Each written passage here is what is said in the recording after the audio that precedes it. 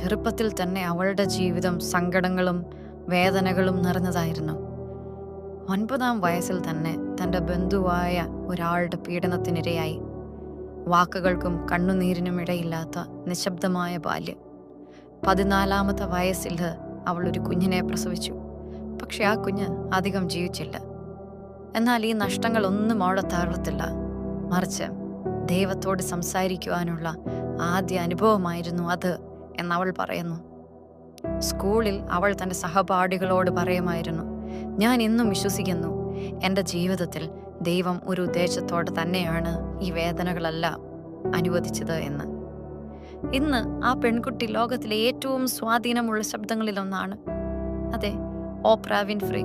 അവൾ പഠിപ്പിക്കുന്നത് വേദനകളും സങ്കടങ്ങളും ജീവിതത്തിൽ നിറയുമ്പോൾ ദൈവത്തിൽ ആശ്രയിക്കുന്നവര് ഒരിക്കലും വേദനിക്കുകയില്ല എന്ന്.